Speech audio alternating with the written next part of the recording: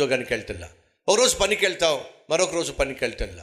ఒకవేళ నీకు పని ఇచ్చినా ఆ పని నువ్వు సరిగా చేయటల్లా.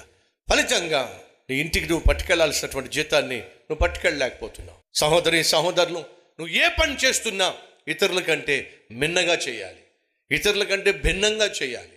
వాళ్లకు దేవుని సహాయం లేదు, నీకు దేవుని సహాయం ఉంది. వారికి దేవుడి జ్ఞానం లేదు, నీకు దేవుడు జ్ఞానం ఇచ్చాడు. ఆ జ్ఞానంతోనే నువ్వు దేవుడు ఇచ్చినటువంటి ఉద్యోగం శ్రద్ధగా చేసినట్లయితే ఖచ్చితంగా దేవుడే నిన్ను హెచ్చిస్తాడు.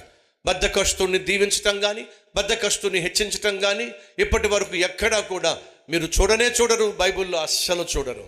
దేవుడు నిన్ను దీవించాలి, నిన్ను హెచ్చించాలి అని నువ్వు ఆశపడుతున్నట్లయితే సహోదరి సహోదరుడా, నువ్వు నీ చేతికి ఇవ్వబడిన పని శక్తివంచన లేకుండా చేయి, పోస్ట్ పోన్ చేయకుండా చేయి.